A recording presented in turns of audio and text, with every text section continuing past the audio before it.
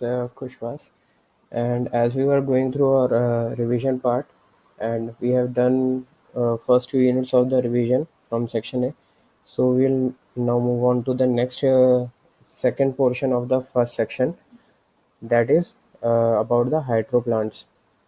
Before this, we have done the hydrograph and sources of energy वाला portion हम लोग कर चुके हैं, and now we will move on to the portion of hydro plants. We will talk about what is hydro plant.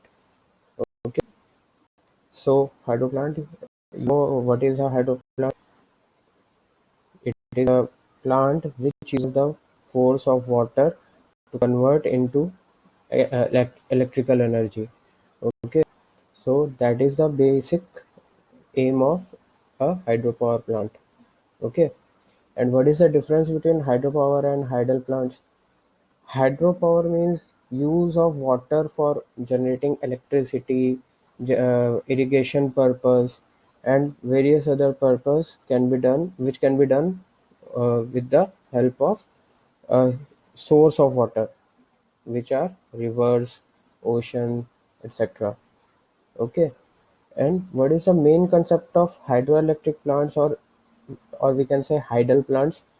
It is solely based with the it is solely related with the generation of electricity using the force of water. Okay, so now we will move on to classification part. Classification of hydro plants. We have already discussed about this. What is the classification of hydro plants? First classification is based on hydraulic characteristics. Okay, so I would like to mark this. So what is the classification based on hydraulic characteristics? It is runoff river plant, second storage plant, third is pump storage plant, fourth is tidal plants. Okay, so what is a runoff river plant? Runoff river plant क्या होते हैं? जो कि flowing river के force को use करते हैं पॉन्डेज के लिए, मतलब जो फ्लोइंग रिवर है उसमें से थोड़ा पानी का पॉन्डेज करके, पॉन्डेज मतलब पानी को स्टोर कर लिया जाता है अपस्ट्रीम साइड में। उस पानी को स्टोर करने के लिए क्या यूज होता है? जैसे हम लोग पढ़े हैं वियर और बराज। वियर क्या होता है? कंक्रीट स्ट्रक्चर होता है और उसके ऊपर अगर गेट लगा दिया जाए तो बैराज हो जाता है। तो वियर या बैराज का यूज करके हम लोग थोड़ा सा पानी स्टोर कर लेते हैं रिवर का, ठीक है, जिससे कि क्या होता है अपस्ट्रीम साइड में वाटर लेवल बढ़ जाता है, और ये वाटर लेवल क्या पर्पज सर्व करता है? ये पानी को एज अ मतलब टरबाइन के ऊपर या जनरेटर के ऊपर पहुंचाने का काम करेगा। ठीक है, ये पानी को हम लोग टरबाइन के ऊपर गिरा के या फ्लो करके जनरेटर के हेल्प से इलेक्ट्रिसिटी प्रोड्यूस कर पाएंगे। लेकिन इसकी एक कमी होती है, लिमिटेशन होती है। क्या होता है लिमिटेशन की? इसमें हम लोग फ्लक्चुएशंस को काउंटर नहीं कर पाते हैं। फ्लक्चुएशंस इन द सेंस, जैसे जब बहुत ज़्यादा पानी का डिमांड हो जाए, मतलब जब इलेक्ट्रिक की बहुत ज़्यादा डिमांड हो ऑब्वियसली, तो हम लोग को पानी उसमें जब तक रेगुलर बेस पे नहीं गिरता रहेगा टर्बाइन पर, तो जनरेशन तो होगा नहीं इलेक्ट्रिसिटी का। ठीक है, खासकर ये प्रॉब्लम कब होगी? जब समर सीजन का टाइम रहता है। ठीक है, तो रन ऑफ रिवर प्लांट्स में कम पॉन्डेज रख प्रोड्यूस कर पाने के कारण इसकी ये एक लिमिटेशन हो जाती है। ठीक है, इसके कुछ एग्जांपल है, जैसे Gangwal and Cola power house located on Nangal hydel channel, अरे बहुत सारे हैं। ठीक है, नेक्स्ट क्लासिफिकेशन है स्टोरेज प्लांट्स। जैसे नाम से पता चल रहा है, स्टोरेज में हम लोग काफ़ी ज़्यादा वाटर को स्टोर कर सकते हैं, तो इसके लिए हमको बड़ा स्ट्रक्चर बनाना पड़ेगा, जैसे कि एक डैम। ठीक है, तो डैम जब हम लोग बना लेते हैं किसी रिवर के ऊपर, खासकर हम लोग ने देखा है ये हिली एरियाज़ में, तो हमारे JNK में हिली एरियाज़ में बनता है। ठीक है, और प्लेन एरियाज़ में भी बड़े बड़े डैम बने हुए हैं। ठीक है, तो ये क्या करता है, स्टोरेज प्लांट बहुत सारा पानी अपस्ट्रीम साइड में स्टोर कर लेता है, फिर उसको फोर्स के साथ में टरबाइन पे गिरा के इलेक्ट्रिसिटी का जनरेशन किया जाता है। ठीक है, third section is pump storage plant. Pump storage plant का काम क्या है? ये पानी को पंप करके स्टोर कराने का काम अगर हम लोग करेंगे तो वो होता है पंप स्टोरेज प्लांट। ठीक है, बेसिकली क्या है इसमें जो पीक आवर्स होते हैं, जब बहुत ज़्यादा यूज़ में आ रहा होता है हमारा, क्या बोलते हैं, इलेक्ट्रिसिटी हमें बहुत ज़्यादा चाहिए, तो हमें बहुत ज़्यादा टरबाइन्स का बहुत ज़्यादा लोड भी पड़ेगा टरबाइन्स के ऊपर में। ठीक है, तो जब बहुत ज़्यादा पावर जनरेशन की ज़रूरत होती है, मतलब पीकर्स होते हैं, तो ये क्या करेगा, ये इस टाइप के प्लांट में पानी को टरबाइन के ऊपर डालने का काम करेगा। और जब ऑफ पीक आवर्स होंगे, जब ज़्यादा ज़रूरत नहीं है हमें इलेक्ट्रिसिटी जनरेट कराने की, तब ये वापस टेल वाटर, जो डाउनस्ट्रीम एंड पे जो टेल वाटर पूल होगा, वहाँ से वापस ये अपस्ट्रीम साइड में पानी को पंप करते रहेगा। ठीक है, ऑब्वियस सी बात है, इसमें हमको एक पंपिंग का मैकेनिज्म भी चाहिए रहेगा। ठीक है, so we can say that peak hours के टाइम पे water flows from reservoir to the turbine and electricity generated, और जब आवर्स होंगे तब टेल वाटर से वापस हेड वाटर रेस की तरफ पानी को पंप जाएगा। ठीक है, so here is a diagrammatic explanation for pump storage plant. अब ये थोड़ा सा आपको देखने में थोड़ा शायद मे भी दिक्कत हो, लेकिन मे बी ये क्लियरली विजिबल है। क्या हो रहा है यहाँ पे, ये हेड वाटर रेस है, ये हेड वाटर रेस है यहाँ पे। ठीक है, यहाँ से पानी, ये डैम से हमने ये हेड वाटर रेस बनाया, यहाँ पे पॉन्डेज किया हुआ है, इस एरिया में कर दिया। फिर ये डैम डैम की बॉडी के थ्रू ही यहाँ पे पेनस्टॉक लगा होगा। ठीक है, पेनस्टॉक ऐसा ठीक है, फिर ये पेनस्टॉक से पानी जाता है सीधा टरबाइन पे। और बीच में जो इक्विपमेंट लगे हुए हैं, ये मैं हम लोग डिस्कस कर चुके हैं। जब आगे वापस इस पोर्शन में पहुंचेंगे तो हम लोग इस पे बात करेंगे। तो यहाँ से जाएगा वाटर पेनस्टॉक से होते हुए, ये जाएगा जो पावर जनरेशन हाउस है, हाइड्रो इलेक्ट्रिक प्लांट है जो, ठीक है, पावर जनरेशन हाउस में जाएगा। ठीक है, और यहाँ पे जो टरबाइन और जनरेटर का वर्टिकल मैकेनिज्म है, यहाँ पे जाके पानी टरबाइन टकराएगा, देन इलेक्ट्रिसिटी जनरेट होगी, और जो वाटर जाना है आगे, वो ड्राफ्ट ट्यूब से होते हुए टेल वाटर रेस में चले जाएगा।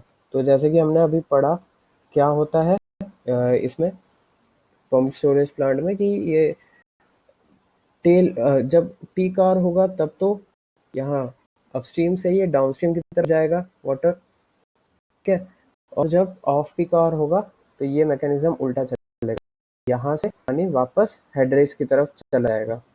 Okay, so this is the mechanism of pump storage plant. Next is tidal plant.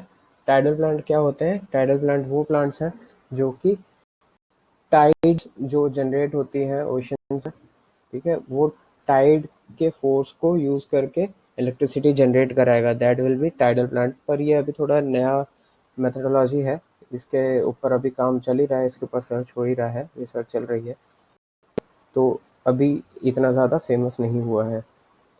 Next classification is based on head on the turbines, मतलब कितना वाटर फॉल कराया जा रहा है टर्बाइन के ऊपर, उसके ऊपर बेस्ड है next classification, that is low head scheme, medium head scheme, यहाँ पे लिखा भी हुआ है कि less than 15 metre low head scheme, less than 15 metre medium head 15 to 60 metre, high head means greater than 60 metre. ठीक है, so here is a diagrammatic representation of high head scheme also. ठीक है, हाई हेड मतलब जहाँ पे बहुत ज़्यादा head का वाटर गिराया जाएगा पावर हाउस पे। आप लोग यहाँ पे देख सकते हो कि जो अपर रिजर्वायर है वो किस लेवल है, काफ़ी ऊंचाई पे है। ठीक है, और फिर डैम लगा दिया गया है, इसके ऊपर पानी स्पिल होगा या फ्लो होगा। ठीक है, और देख रहे हैं पावर हाउस नीचे, तो ये आपका आ गया हाई हेड स्कीम का डायग्रामेटिक रिप्रेजेंटेशन। और लगने वाली चीज़ें इसमें सेम है जो बाकी नॉर्मली हाइड्रो पावर प्लांट्स में लगती हैं, वही सारी चीज़ें, पेनस्टॉक, सर्च टैंक, ठीक है, एक हेड टनल होगा जो अपस्ट्रीम साइड होगा। ठीक है, कभी कभी फिर ये टेल रेस टनल भी दिया जाता है, अंडरग्राउंड पावर स्टेशन होते हैं वहाँ पे टेल रेस टनल भी दिया जाएगा। Okay, so this was just a brief description for the stops we have studied already. Now we move on to the important definition part. This is important for your numerical portion also. ठीक है, सो सबसे पहला important जो definition आता है that water power potential. What is water power potential? It is the amount of power generated. ठीक है, कि जो हमारे पास अवेलेबल वाटर है उस अवेलेबल वाटर से हम कितना पावर जनरेट कर सकते हैं, that is water power potential. ठीक है, तो इसके लिए हमारे पास में जितना भी ये वाटर अलाउड जितना भी होगा, ठीक है, कितना हेड होगा एच, ठीक है, उसके बेस पे हम लोग वाटर एनर्जी पहले फाइंड कर लेंगे, that will be gamma W into Q into H. ठीक है, gamma W weight of water होता है, इसका आपको वैल्यू पता है 9.81 किलो न्यूटन पर metre cube, equal to 9.81 Q into H kilo newton metre पर सेकेंड। ठीक है, इसको हम लोग क्या किलो वॉट्स भी बोलते हैं। ठीक है, then we will have to find the electrical energy या जो पावर है हमको निकालना है, तो हम लोग ये वैल्यू इसमें डायरेक्टली पुट कर देंगे, then this will be the equation P equal to 1.81 beta into Q. Okay, इसको हम लोग मेट्रिक हॉर्स पावर में अगर इसको निकालना, then this will be the equation for horse power generated. Okay, since 1 metric horsepower is equal to 0.35 kilowatts, and यहाँ पे ये eta है, this eta is the overall efficiency of the turbine generator। ठीक है, टर्बाइन जनरेटर्स एक्सेट्रा। तो हमें पता है कि उस कभी भी पूरे एफिशिएंसी के साथ तो काम हो नहीं सकता पावर हाउस में। इलेक्ट्रिकल एनर्जी जो जनरेट होगी that will be nearly 80% efficiency के साथ जनरेट होगी। तो हमारा जो एक्चुअल इक्वेशन हो जाएगा इलेक्ट्रिकल एनर्जी का, दैट विल बी या पावर का, that will B 7 into Q into H, जब हम लोग 80% एफिशिएंसी यूज करेंगे। ठीक है guys, next definition is load factor. What is load factor? Load factor is equal to average load over a certain period divided by peak load during that period. Okay, class में इसके notes हम लोग ने किए हुए हैं already. ठीक है, नेक्स्ट है annual load factor. Annual word जुड़ गया यहाँ पे, तो total yearly use divided by maximum power demand kilowatt into 365 into 24 hour. ठीक है, मतलब पूरे साल में कितना फैक्टर आ रहा है, this is the annual load factor. Okay, next आ जाएगा डिमांड फैक्टर। डिमांड फैक्टर का मतलब the ratio of maximum demand at any पर time the connected load in demand. इसका मतलब बेसिकली क्या होती है, जितनी डिमांड है उसको शो करने के लिए हम लोग को डिमांड फैक्टर का टर्म यूज करना पड़ता है। ठीक है, क्योंकि पूरे टाइम तो एक ही इंटेंसिटी से लोड का यूज होगा। ठीक है, फ्लक्चुएशंस होते रहेंगे, तो उसको शो करने के लिए डिमांड फैक्टर आ जाता है। नेक्स्ट इंपॉर्टेंट टर्म है capacity factor, which is equal to average load over a given of time divided by plant capacity. ठीक है, यहाँ पे एक एग्जांपल से इसको शो भी किया हुआ है, क्लास में भी हमने बात करी थी इस बारे में कि अगर किसी प्लांट की कैपेसिटी 10,000 किलोवाट है और वो प्रोड्यूस रहा है 40,000 किलोवाट आवर्स के रेट से एनर्जी को, और हार्स के लिए अगर वो चल रहा है, तो कैपेसिटी फैक्टर उसका इक्वेशन में डाल देंगे, average load upon plant capacity. Plant capacity कितना दिया था 10,000 किलोवाट, और कितना प्रोड्यूस कर रहा है 100 आवर में 40,000 किलोवाट आवर प्रोड्यूस आई है।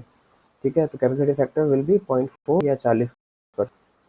ओके, तो इसको हम लोग दूसरे फॉर्म में भी बता सकते हैं, कैपेसिटी फैक्टर के बराबर हो जाएगा energy actually produced in given time by energy that can be produced by the plant during that time.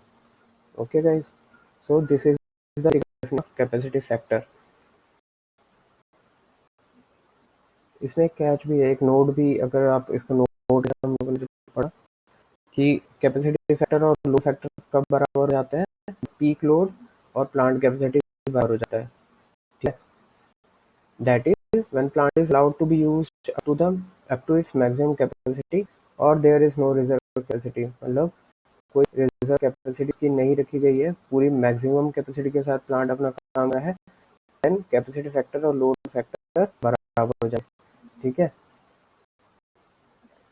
The next term is utilization factor or plant use factor. It is the ratio between the water actually utilized for production divided by water available in the river.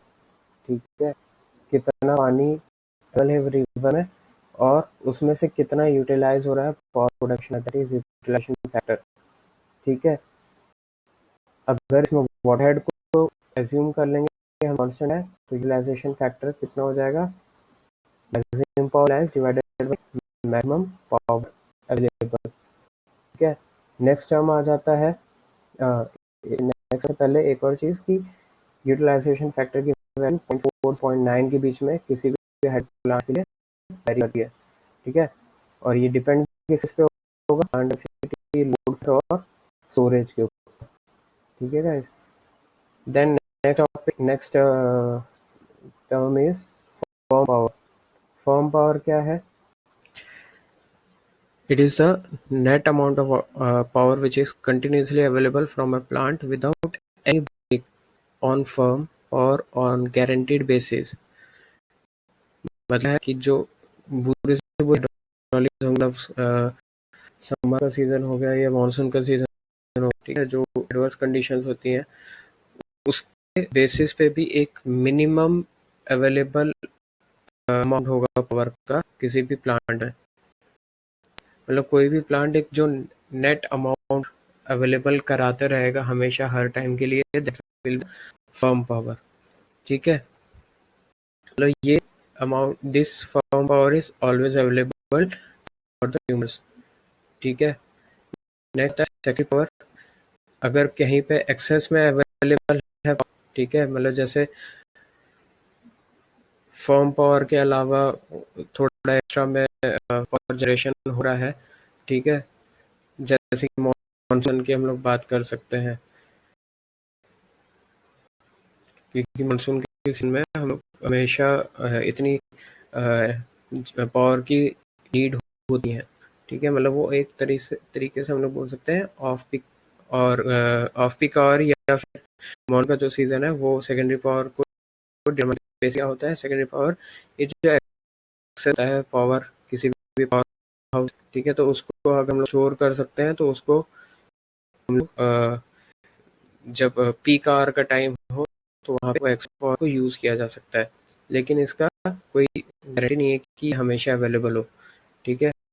अब जब कम use में आ रहा होगा power तब वहाँ पे secondary power available हो सकता है। नेक्स्ट इज पावर फैक्टर, ये एक इम्पॉर्टेंट टर्म है। What is power factor? Is actual power kilowatt divided by power in kilovolt amperes. This is important thing. घरों में एक्चुअल पावर हम लोग नहीं पता है, उसमें थोड़ा सा, जैसे अगर 1 किलोवाट का पावर है घरों में तो 60-70% ही हमारे पास अवेलेबल होता है, ठीक है। वेरी करता है कितना आपका जो ट्रांसमिशन लाइंस है और जो लॉसेस है वो किस टाइप से कितना लॉस है, वो सबको ध्यान में रखते पावर फैक्टर को डिटरमाइन किया जाता है। So it is the ratio between power in kilowatts to the apparent power in kilo amperes. Okay guys, तो ये थे आपके इम्पोर्टेंट जो डेफिनेशन थी वो, और जो क्लासिफिकेशन था हाइड्रो पावर प्लांट्स वो सब, तो आई होप कि ये आपको समझ में आया होगा। एंड नाउ मैं ये बोलूँगा कि आप इसके थोड़े न्यूमेरिकल्स आप लोग प्रैक्टिस करो, जो क्लास में किए हमने, उसके अलावा भी कुछ न्यूमेरिकल्स आप करके देखिए, मैंने आपको नोट्स में दिया हुआ है, वो नोट्स भी आप यूटिलाइज करें। So we will meet in next class and we will study the further topics of water power engineering. Okay, section A will be covered in the next class. So all the best, and try solving mathematics also. Thank you. Have a nice day.